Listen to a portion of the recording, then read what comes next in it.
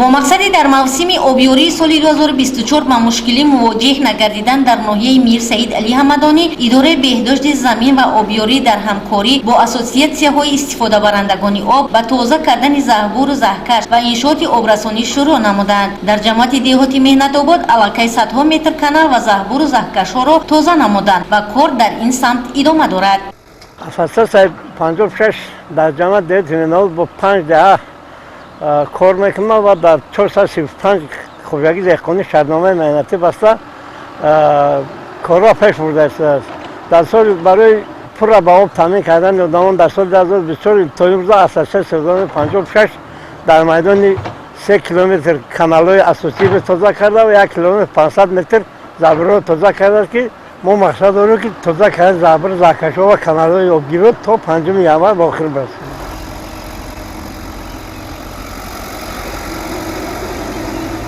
برای آسان گردیدن این مشکلاتی کشاورزان در ناحیه همدانی اسوسیاسیون‌های استفاده برندگان آب در همه جماعت‌های دهات تشکیل کرده شدند و خواجگی‌های دهقانی شامل آنها شده از روی درخواست با آبی پالیزی تامین کرده می‌شوند. نتیجه همکاری خوبی اسوسیاسیون‌ها با اداره بهداشت زمین و آبیاری ناحیه بود که در سال 2023 خواجگی‌های دهقانی با آبی پالیزی منتظم تامین بودند و برای تازه کردن زهبور و زهکش‌ها زمینه گذاشتند.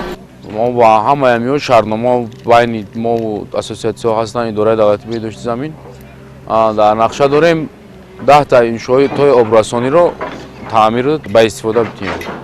مورد ذکر است که زهبور و زهکش‌های ناحیه مذکور هر موسم از پمپ پر می‌شوند و ضرورت تازه کردن آنها به میان می‌آید. بعضی کانال‌ها را در یک موسم 2 مرتبه تازه می‌نمایند. در برابر این انشاءات آبرسانی و نقطه‌های تقسیمات آب نیز از تعمیر برآورده می‌شوند. ما امسال نقشه گرفتگیم در تازه کردن کانال ها با مسافه 30 کیلومتر از زهبور زهکش ما با مسافه 25 کیلومتر.